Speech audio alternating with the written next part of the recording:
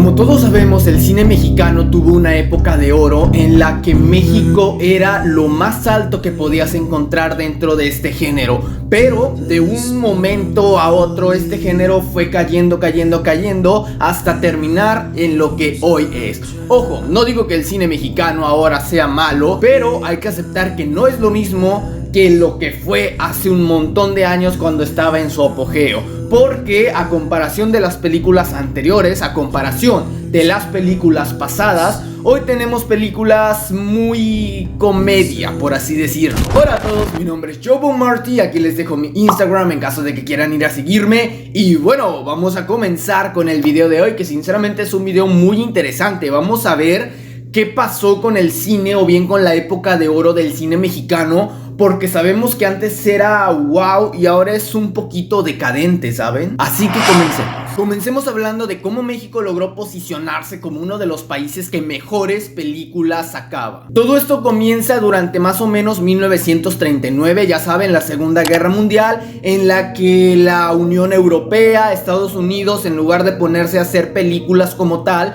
decidieron destinar los recursos que tenían para cámaras y cosas de producción a, bueno, ya saben, armamento para poder librar esta guerra. Y ahí es donde México comenzó a brillar, por así decirlo, porque México, ya saben que no entramos en guerra, lo que quiere decir que no tuvimos que destinar al 100 los recursos a crear armamento y cosas parecidas. Entonces México, al ver que ya no había nuevas películas y al ver que sus personas estaban aburriendo de ver las películas que estaban haciendo Estados Unidos porque solo se trataba de guerra, o bien eran películas repetidas, películas que ya se habían visto, México decidió crear su propio cine, por así decirlo. Comenzó a crear las películas y ahí fue donde el apogeo comenzó a despegar. ¿Por qué? Porque salieron varios representantes. Por ejemplo, Luis Buñuel, Emilio el Indio y dos de los más famosos, Cantinflas y Pedro Infante. Estos fueron los más representativos.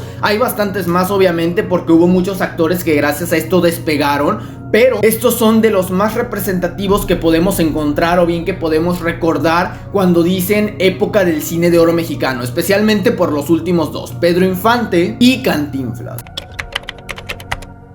Pero ahora toca hablar de cuándo comenzó a caer el cine mexicano. No hay una fecha en específico porque, o sea, no es como que de un día para otro cayó todo completo. No es como que de un día México estaba aquí con las películas y yo qué sé, el siguiente mes o bien el siguiente día, ¡pum!, fue en picada. No hay en sí una fecha específica, pero mucha gente que vivió en ese tiempo dice que cuando murió uno de los principales representantes del cine mexicano, también comenzó a decaer mucho este mismo. ¿Por qué? Bueno, se sabe que antes no teníamos tantos actores o actores tan variados. O sea, tenías a un actor que interpretaba varios papeles en otras películas. Algo como La Roca, que podemos verlo como personaje o bien como actor que interpreta varios personajes en varias películas. Bueno, antes era algo parecido, tenías 1, 2, 3 actores, incluso 5 que aparecían en varias películas haciendo de diferente personaje. Obviamente México le puso la forma de cantar y todo eso, o bien la música dentro de estas películas. Y por eso mismo se dice que cuando murió uno de los representativos de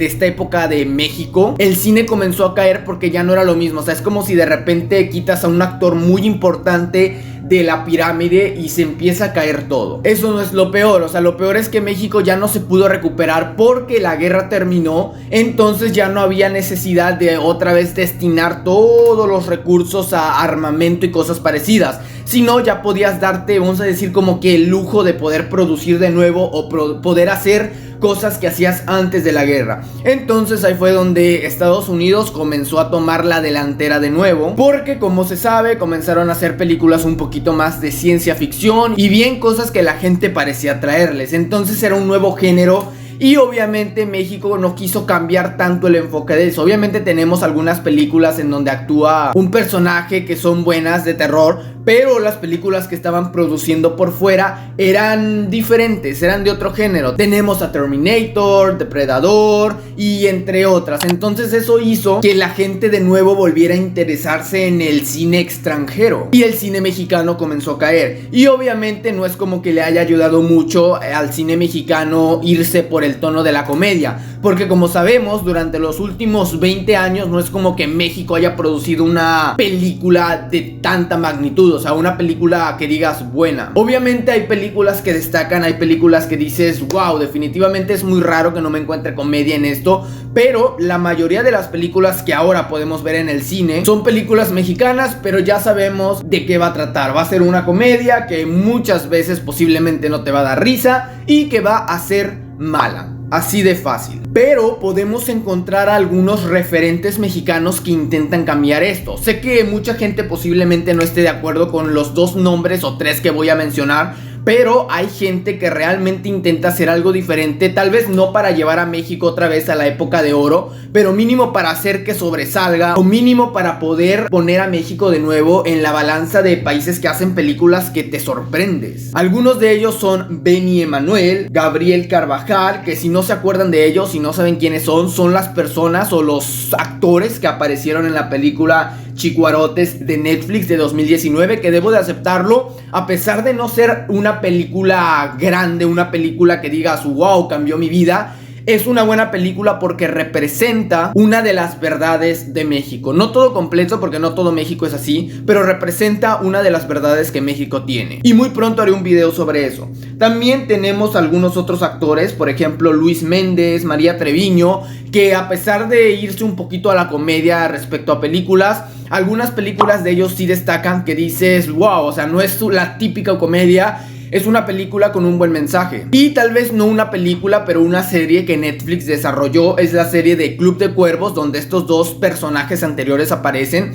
Y sinceramente yo cuando comencé a ver esta película, o bien esta serie, creí que era una comedia más de México, ¿saben? Una comedia típica, y empecé sin esperanzas, y no sé si fue eso lo que causó que me gustara la serie, porque realmente es una serie muy buena que dices, wow, realmente México podría hacer algo más, podría reconocerse todavía más internacional o mundialmente, pero de repente, no sé, le gusta caer mucho en la comedia. Y el más controversial, que estoy seguro que mucha gente no va a aceptar, pero definitivamente es un personaje, es un actor que ha podido salir a otros lugares y no se ha quedado atorado simplemente aquí en México. El actor llamado Eugenio Derbez. Sí, sé que mucha gente va a hatear, va a odiar, pero hay que aceptar que este personaje fue uno de los, no de los primeros, pero es uno ahora de los más representativos junto con Luna, porque estamos hablando que son de los pocos actores mexicanos que están allá y que están haciendo algo diferente. Por ejemplo, Eugenio Derbez, ya sabemos cómo son sus comedias,